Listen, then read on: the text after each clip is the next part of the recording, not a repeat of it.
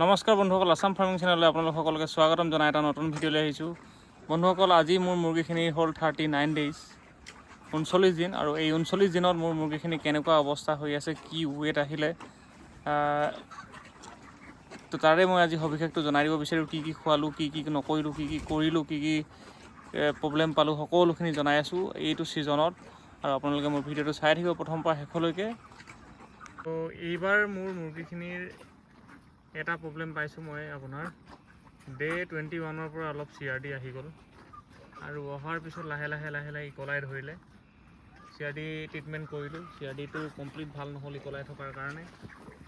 তাৰপিছত এতিয়া বৰ্তমান ঠিকে আছে, ৱেটটো বাৰু তেনেকৈ লৈ আছে, কিন্তু এভাৰেজ ৱেটটো আজি 39 ডেইজত আপোনাৰ 2 কেজি 150 গ্ৰাম আহিছে। যেতিয়া আমি 10টা জুখিছিলোঁ তেতিয়া মতা 3টা মাইকী 7জনী দি কিনে। কিন্তু এটা কথা, এতিয়া মতা 3টা মাইকী 7জনী দি এভাৰেজটো আনিলোঁ, কিন্তু তেনেকৈ গোটেইখিনিতে মতা 3টা কৰি ওলাবনে নোলায় ক'ব পৰা নাই। কাৰণ কেলেই এইবাৰ মতা কুকুৰাৰ সংখ্যাটো অলপ কম দেখিছোঁ। আপোনালোকে চাওক, এই মোৰ ফাৰ্মখন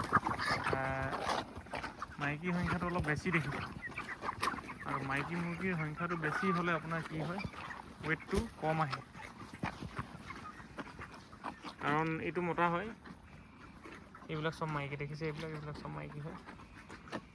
এইখিনি মাইকী দেখিছেনে, এইফালেও মাইকী। তো কাৰণ মাইকীবিলাকৰ ৱেটটো কম লয়। এতিয়া মাইকীবিলাকৰ ৱেটটো আছে আপোনাৰ, মই এজনী জুখি চাইছিলোঁ 2 কেজি,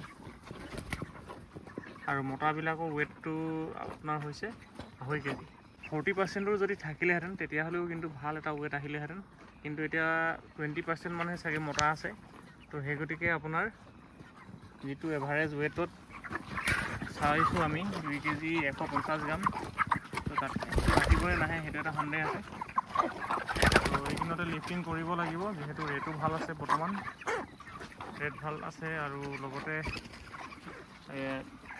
আৰু এইখিনি লৈ কিমাননো ৱেট কৰিম, আৰু গ্ৰ'থ হ'ব বুলি ইমান গ্ৰ'থ নাহিব, কাৰণ কেলৈ মাইকী মুৰ্গী আছে, আৰু লগতে আপোনাৰ ইকলাইটো লাগিছিলে।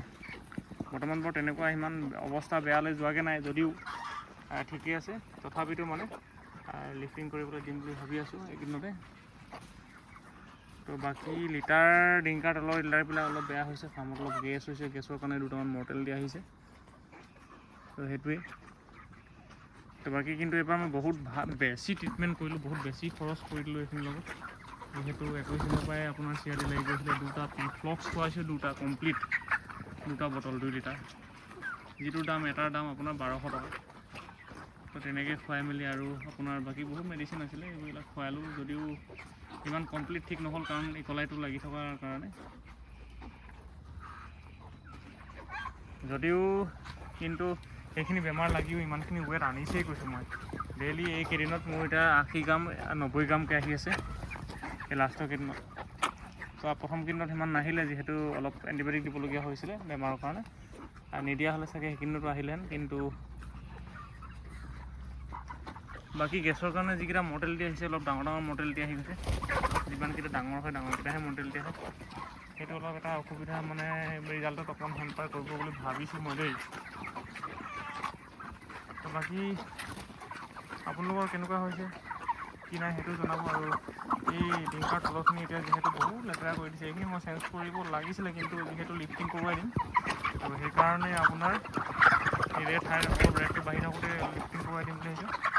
সেইকাৰণে মই সিমান এইটো চেঞ্জ নকৰোঁ, আৰু নহ'লে মই এনেই 39 ডেইজ 38 ডেইজত এবাৰ চেঞ্জ কৰি দিওঁ মানে ডিংকাৰ তলৰখিনি। এনেই মাজে মাজে চেঞ্জ কৰি থাকোঁ, কৰিছিলোঁ আগতে 2বাৰ কৰিলোঁ এতিয়ালৈকে, কিন্তু এইবাৰ নকৰোঁ আৰু।